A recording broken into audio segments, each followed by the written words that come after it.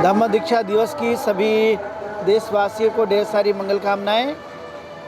सम्मान एक अधिकार के माध्यम से सभी जितने भी हमारे देशवासी हैं उन लोगों को मैं ढेर सारी मंगल कामना देना चाहूँगा। और जैसा कि आप जानते हैं कि 14 अक्टूबर 1956 को परम पूज्य बोधिसत्व डॉक्टर बाबा साहब अम्बेडकर ने नागपुर के नाग धरती पर अपने 5 लाख अनुयायियों के साथ में बौद्ध धर्म की दीक्षा ग्रहण की और लोगों को एक मानवता का संदेश दिया। जैसे कि आप जानते हैं कि धम्मचक्र प्रवर्तन जो कि तथागत गौतम बुद्ध ने सबसे पहले सारनाथ में दिया था अपने 5 पंचवग्गी भिक्षुओं को, और उसके बाद लगातार जो है ये धम्म कारवा पूरे संसार में फैलते गया। आज देश के अंदर में जो भी बुद्धिस्ट लोग हैं, बौद्ध धर्म के अनुयायी हैं, वे लगातार अपने इस सुख शांति वाले मार्ग को लगातार जो है वो जीने की पूरी तरह से कोशिश में लगे हुए रहते हैं। आज आप देखेंगे कि 69 ईयर्स कंप्लीट हो गए, 69वें दिवस जो धम्म दीक्षा दिवस हम लोग मना रहे हैं। आप देखेंगे तो बाबा साहब अम्बेडकर की धम्म क्रांति के बाद देश के अंदर में काफ़ी कुछ परिवर्तन आते हुए नज़र आ रहा है। चाहे वह बुद्ध विहार निर्माण हुए होंगे, चाहे साहित्यिक ज्ञान लोगों को हुआ होगा, चाहे लोग धार्मिक बने होंगे या लोगों में आर्थिक परिवर्तन आया होगा, ये सब कुछ और सम्मान से जीवन जीने का यदि अवसर यदि हमें मिला हुआ है तो बाबा साहब अम्बेडकर के धम्म क्रांति के बाद ही ये संभव हुआ है। और इसलिए बाबा साहब अम्बेडकर की ये धम्म क्रांति चिराई होना चाहिए। जितनी ज़्यादा चिराई होगी उतना ज़्यादा लोगों को इसका लाभ प्राप्त होगा। और ये लाभ आज आप देख रहे होंगे संसार के अंदर में भारत का नाम दिनों दिन यदि बढ़ रहा है तो वो किसी और के कारण नहीं, बल्कि तथागत गौतम बुद्ध के धर्म का अंगीकार करने के बाद पुनः बौद्ध धर्म को जीवित करने का यदि काम यदि किया गया है तो जिनके द्वारा किया गया उनका नाम है परम पूज्य डॉक्टर बाबा साहब अम्बेडकर। और आज संसार में बुद्ध के नाम से लेकर आज एक बड़ी पहचान है। आप सभी जानते हैं कि भारत के जितने भी लोग जाते हैं वो सब तथागत गौतम बुद्ध के नाम लिए बगैर वो दुनिया में उनकी पहचान नहीं बन सकती है। तो ये तथागत का धम्म हम जब देखते हैं तो शील, करुणा, मैत्री, दया, प्रेम, अष्टांगिक मार्ग, 10 पारमिताएं, 4 ब्रह्म विहार, ये सब पर टिका हुआ है। इसकी खासियत ये है इस धर्म की कि इसमें समता भी है, प्रज्ञा भी है और करुणा भी है और बंधु भाव भी है और सबके लिए न्याय भी है। और इसलिए ये धर्म दिनों दिन जो है वो लोकप्रिय होते जा रहा है। इस धम्म क्रांति की खासियत और भी देखने के लिए मिलती है। जब बाबा साहब अम्बेडकर ने 14 अक्टूबर 1956 को बौद्ध धर्म अंगीकार किया, त्रिशरण पंचशील ग्रहण किए भिक्खु चंद्रमणि जी से, लेकिन उसके बाद और एक बात देखने के लिए मिलती है, जो एक नयापन लगा इस धम्म में लोगों के जीवन में और भी बदलाव लाने के लिए, तो बाबा साहब अम्बेडकर के द्वारा पहली बार धम्म दीक्षा में 22 प्रतिज्ञा को शामिल किया गया था, जो सर्वविदित है। अब ये 22 प्रतिज्ञा क्या है, त्रिशरण पंचशील क्या है, ये सभी जानते हैं, लेकिन आखिरकार बाबा साहब अम्बेडकर ने क्यों दिया? इसके पीछे का जो तर्क है, लॉजिक है या जो विज्ञान है, वो ये कहता है कि दुनिया में सभी धर्म समान हैं, ऐसा लोग मानते हैं। लेकिन बाबा साहब अम्बेडकर ने खुद अपने भाषण में इस बात को कहा कि मैं ये मानता हूँ कि सभी धर्म और बौद्ध धर्म में ज़मीन आसमान का अंतर है, एक नहीं है।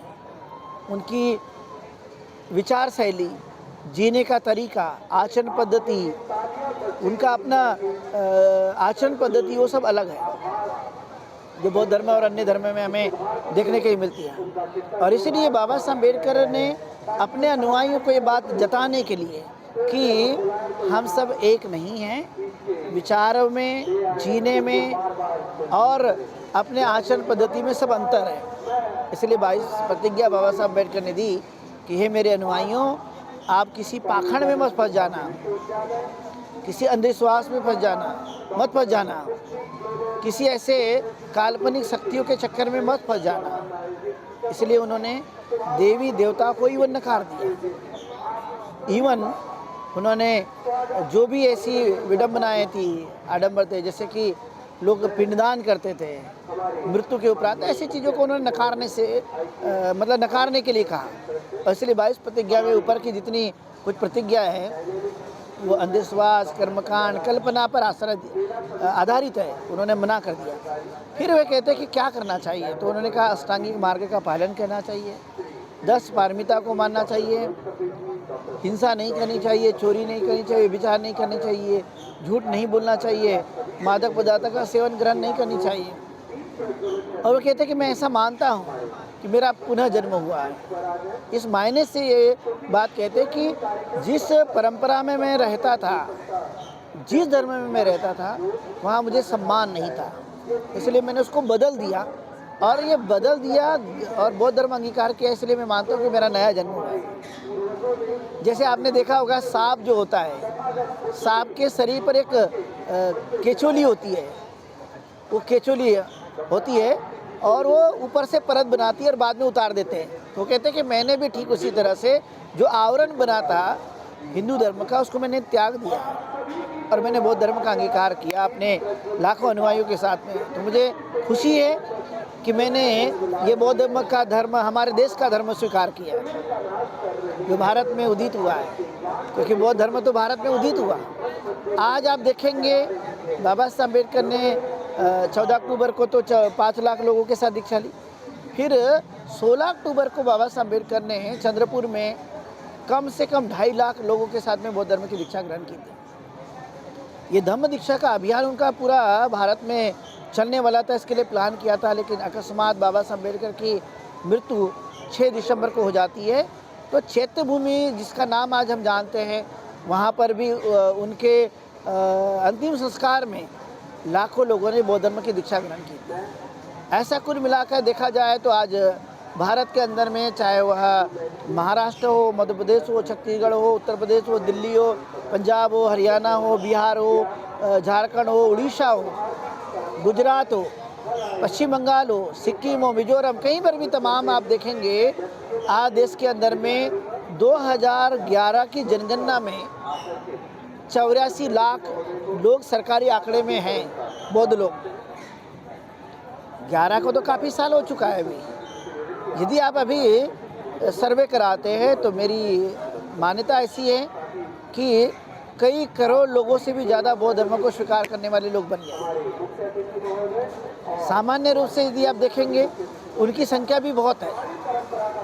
तो ये बाबा साहब अम्बेडकर के धम्म क्रांति ने देश के अंदर में बहुत लोगों को जागरूक किया और उनके पद चिन्हों पे चल कर के बहुत सारे बौद्ध भिक्षुगण, बहुत सारे हमारे ऐसे समाज में काम करने वाले छोटे से बड़े नेता लोग जो लगातार लगे हुए बौद्ध धर्म के कल्याणकारी मार्गों को अपनाने के लिए, करुणा का जो मार्ग है उसको जीने के लिए आज सब लोग ये लगे हुए हैं। इसलिए बाबा साहब अम्बेडकर की धम्म क्रांति ने लोगों को जीवन दान दिया। जीते जी तो मरे हुए लोग थे, नरक का जीवन जीते थे। इसलिए मैं ये कह सकता हूँ कि बाबा साहब अम्बेडकर की धम्म क्रांति ने लोगों को इंसान बनाया, उन्हें जीने का अवसर प्रदान किया। और आज देखेंगे कि कितने बड़े बड़े टॉप लेवल पर हमारे सभी लोग बौद्ध अनुयायी पहुँचे हुए हैं। खासियत ये है कि ये बड़े सौम्य होते हैं, शांति से जीने वाले लोग हैं, जानकार लोग हैं, बुद्धिमान लोग हैं और हर चीज़ों की जानकारी रखते हैं। ऐसे धम्म क्रांति के माध्यम से जो परिवर्तन आया बाबा साहब अम्बेडकर के इस धम्म दीक्षा के बाद, हम मानते हैं कि 17 सालों में देश के अंदर में बहुत कुछ परिवर्तन हुआ है और अभी आने वाले समय में और भी बहुत कुछ परिवर्तन होना बाकी है। और इसलिए बाबा साहब अम्बेडकर की धम्म क्रांति एक ऐतिहासिक धम्म क्रांति थी। कार्ल मार्क्स की क्रांति से जब जोड़ते हैं तो आपने देखा वो तो खून पर आधारित क्रांति करते हैं, मार दीजिए, हिंसा कर दीजिए। तथागत गौतम बुद्ध की धम्म क्रांति में कहीं खून खराबा नहीं, बाबा साहब अम्बेडकर ने 5 लाख लोगों को दीक्षा दी, वहाँ पे भी हमें एक रक्त का बूंद भी गिरते हुए नज़र नहीं आता है। तो ये कोई साधारण क्रांति नहीं, इसलिए बाबा साहब अम्बेडकर एक बोधिसत्व, महामानव, और देश के अंदर में उन्होंने जो परिवर्तन लाने का काम किया, ये कोई साधारण नहीं है। ये आगे भी चल कर के उनके विचार समाज के लिए लाभकारी होंगे, हितकारी होंगे, और इसलिए हम लोग प्रतिवर्ष भारत के अलग अलग जगहों में और पूरी दुनिया में उनके जितने भी अनुयायी, चाहे वो अमेरिका हो, कनाडा हो, लंदन हो, या ब्रिटेन हो, या जर्मनी हो, या ऑस्ट्रेलिया हो, या फिर आप देखेंगे कि साउथ कोरिया क्यों ना हो, सभी जगह आपको इसका असर देखने के लिए मिलता है कि लोग बाबा साहब अम्बेडकर के धम्म क्रांति, जीवन, वो जो दिन था बाबा साहब अम्बेडकर के धम्म दीक्षा का, वो दिन था विजयादशमी का दिन था रविवार का, और तारीख थी 14 अक्टूबर। बड़ी ये हमें इन चीज़ों में बड़ी एक समानता दिखाई देती है। बाबा साहब अम्बेडकर तो अपने माता पिता की 14 संतान थी। 14 अप्रैल को जन्म होता है और 14 अक्टूबर की वो बौद्ध धर्म की दीक्षा ग्रहण करते हैं, और दिन था विजयादशमी का। ये विजयादशमी मतलब क्या? तो सम्राट अशोक ने कलिंग युद्ध के बाद जो उन्होंने वहाँ पे नरसंहार किया, और जब उनको लगा कि नहीं, मैं तो लोगों को मार रहा हूँ, तो ये तो गलत है, उनके एहसास हुआ, और उन्होंने कहा नहीं, मुझे शस्त्र त्यागना चाहिए और बौद्ध धर्म का अंगीकार करना चाहिए, अहिंसात्मक रास्ता अपनाना चाहिए। तो उन्होंने जिस दिन ये विजय प्राप्त की, अपने आप पे विजय प्राप्त की, और कहा कि मैं अब इसको धर्म के अनुसार जीवन को जीऊँगा, तो वो दिन था विजयादशमी का। इसलिए उसको विजयादशमी को आधार मानते हुए बाबा साहब अम्बेडकर ने नागपुर की नाग नगरी में, उसका नाम ही है नागपुर, मतलब नागवंशियों का रहने वाला शहर, जो बहुत लड़ाकू थे, आज भी है, बहुत बहादुर थे उस समय, आज भी है, बहुत हिम्मत वाले हैं। तो ये सब बात नागवंशियों में देखने को मिलती है, और ये नागवंशी लोग सिर्फ अब भारत में नहीं, तो पूरे देश के तमाम जगह में रहते हैं, जो अभी भी बहुत बहादुर है, शक्तिशाली है, और देश में अच्छी तरह से जीवन यापन करने के लिए पूरी तरह से कोशिश करते हैं। तो ये उनका जो महत्व है दिनों दिन बढ़ते ही जा रहा है। इसलिए बाबा साहब अम्बेडकर को नागपुर के बहुत सारे जो लोग थे, जैसे गोड़ बोले थे, बहुत सारे ऐसे लोग थे, उनके फुलझले जी थे, वो उन्होंने कहा था कि आप, हमने सुना है कि आप सारनाथ में दीक्षा देने वाले हैं, औरंगाबाद में दीक्षा देने वाले हैं, लेकिन हम आपसे याचना करते, निवेदन करते हैं बाबा साहब कि आप नागपुर में दीक्षा दीजिए, क्योंकि जब आप नागपुर में दीक्षा देंगे तो इसका मैसेज पूरे दुनिया में फैलेगा। और ये फैलने की जब बात होती है, तो आज आप देखेंगे कि बाबा साहब अम्बेडकर की नागपुर में ये धम्म क्रांति ने देश के अंदर में कहाँ परिवर्तन नहीं लाया। आज आप देखेंगे तो मेरठ में भी उन धम्म क्रांति का असर देखने के लिए मिलता है, गाजियाबाद में आपको उसका असर देखने के मिलेगा, लखनऊ में देखने के मिलेगा। आप लखनऊ में और पूरा उत्तर प्रदेश में देखेंगे तो बुद्ध ही बुद्ध नज़र आते हैं।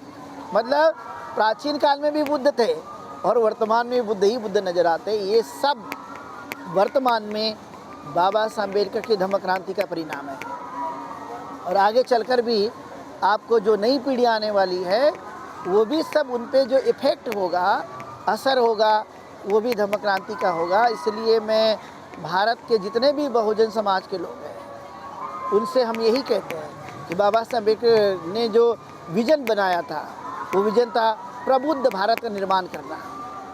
अभी प्रबुद्ध भारत निर्माण करने के लगे हैं। अभी ये मेरठ की जब हम बात करते हैं सरजमी पर, तो 4 साल पहले यहाँ कोई बुद्ध मेला नहीं हुआ करता था, लेकिन आज स्वामी विवेकानंद सुभारती विश्वविद्यालय में यदि हम बात करें तो यहाँ पर 4 सालों से लगातार सफलतापूर्वक मेला का आयोजन कर रहे हैं। चाहे वह एक मैसेज देने के लिए हो, संदेश देने के लिए, तो हम पूरी तरह से इस बात के लिए आश्वस्त है कि आने वाला युग की जगह मैं समय कह लेता हूँ कि समय जो है वो प्रबुद्ध राष्ट्र निर्माण करने का होगा। बाबा साहब अम्बेडकर के सपनों का भारत होता है, और ये इसके लिए लगे हुए बहुत सारे लोग लगे हुए हैं, जो जी जान से लगे हुए हैं। इसलिए तथागत गौतम बुद्ध के धम्म के जो संदेश था या उनकी जो शिक्षा है मानव के विकास के लिए, सर्वांगीण विकास के लिए उनकी शिक्षा त्रिपिटक में शामिल की गई। लेकिन बाबा साहब अम्बेडकर को जब हम देखते हैं तो उन्होंने अपने धम्म क्रांति से पहले उन्होंने एक किताब बनाई, उसका नाम है द बुद्धायन धम्मा, बुद्ध और उनका धम्म, जो बहुत ही सुंदर किताब बाबा साहब अम्बेडकर ने लिखी। सुत्त पाठ की किताब लिखी बाबा साहब अम्बेडकर ने दिल्ली में रहते हुए। और यदि यूँ कहूँ तो बाबा साहब अम्बेडकर ने भारत का संविधान लिखा। ये कहा जाता है कि ये किस पर आधारित है, तो कहा गया क्या फ्रेंच क्रांति पर आधारित है या कोई अमेरिका की शिक्षाओं पर आधारित है। बाबा साहब अम्बेडकर खुद अपने भाषण में कहते हैं, नहीं, मैंने तथागत गौतम बुद्ध की मूल शिक्षाओं के आधार पर मैंने ये लेने की कोशिश की है भारतीय संविधान, जिसमें मैंने मूल तत्वों को लिया है।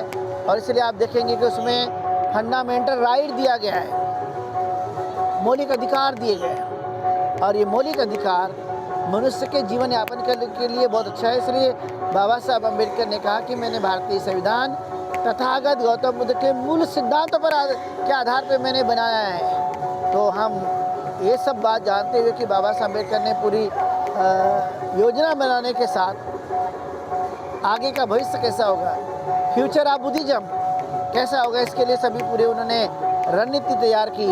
और आज बाबा साहब अम्बेडकर के लाखों करोड़ों अनुयायी उनका रिस्पेक्ट करते हैं, उनको अपने जीवन काल में अपनाते हैं। कई बार हम सुनते रहते हैं सोशल मीडिया के माध्यम से कि आज लोग जो है कुछ बातें उनके लिए अनर्गल कहते जा रहे हैं। तो मैं उनका ध्यान आकर्षित कराना चाहूँगा सम्मान एक अधिकार इस चैनल के माध्यम से कि आप जो काम कर रहे हैं, एक तो पाप का काम है ही है। हाँ, बाबा साहब का नामो निशान मिटा देंगे, बाबा साहब का संविधान मिटा देंगे, जय भीम का नाम मिटाते। अरे आप जय भीम का नाम क्या, उनका कुछ ना मिटा पाओगे इस संसार में, क्योंकि जिनके दिलों में जो भाव पैदा हो चुका है उसके भाव नहीं मिटा सकते। आप इंसान मिटा दोगे, लेकिन जो दिलो दिमाग में जो भाव पैदा हो गया है, मैं ये कह सकता हूँ कोई नहीं मिटा सकता है। ध्यान रखिए, इस आप मन में आपके जो भ्रम पैदा हो गया है उसे निकाल फेंकिए। बाबा साहब अम्बेडकर तब तक रहेंगे जब तक ये दुनिया रहेगी। दुनिया में इंसान भी नहीं रहेंगे तभी उनके बनाए हुए जो काम हैं, जो उनके प्रतीक हैं, जो उनका साहित्य है, वो कौन मिटा सकता है। क्या कोलंबिया यूनिवर्सिटी में जाकर के आप उनकी लगी हुई मूर्ति को मिटा देंगे, जो वहाँ उनके पुस्तक रखी गई क्या उसको मिटा देंगे। क्या साउथ कोरिया में लगी हुई बाबा साहब अम्बेडकर की मूर्ति मिटा देंगे, क्या वियतनाम में बनी हुई मूर्ति को मिटा देंगे, नहीं, असंभव है। इसलिए धोखे में मत रहिए। मैं तो बस यही कहना चाहूँगा कि बाबा साहब अम्बेडकर की धम्म क्रांति ने भारत को बहुत कुछ दिया है। आज ये विकासशील राष्ट्र बनते जा रहा है तो बाबा साहब अम्बेडकर के कार्यों का परिणाम है कि ऐसी कौम जो सदियों से मेन धारा से दूर थे, आज उनको उन्होंने मेन धारा में लाने का काम किया। और वो जो नीचे से ऊपर उठे हुए हैं, अपनी प्रगति की है। तो एक आदमी की यदि प्रगति होती है तो समाज की प्रगति होती है, जो समाज की प्रगति देश की प्रगति होती है। भारत के तमाम जो पिछड़े लोग थे उनको बाबा साहब ने आगे बढ़ाने का काम किया। इसका मतलब है बाबा साहब अम्बेडकर ने देश को आगे बढ़ाया है, देश की जीडीपी को आगे बढ़ाने में अपना योगदान दिया है। तो ये बाबा साहब अम्बेडकर ने एक ऐसे समाज का निर्माण करने का विचार किया जो कोई लोग सोच भी नहीं सकते थे। आज वो समाज देश दुनिया में अपना नाम कमा रहा है। उनके बच्चे आज देश के अंदर में नहीं पूरी दुनिया में जा रहे हैं। तो मैं कह सकता हूँ कि बाबा साहब अम्बेडकर की 17 साल की धम्म क्रांति ने ये हमें बहुत कुछ दिया है। और भी बहुत सारे अनुयायी जब बौद्ध धर्म का अंगीकार कर रहे हैं तो उनको भी बहुत कुछ मिलने की संभावना रहेगी। बस मैं यही आप सब लोगों के माध्यम से पुनः एक बार बाबा साहब की धम्म क्रांति की मंगल कामना देते हुए मैं एक बार रुकता हूँ। बहुत शुभ मंगलम।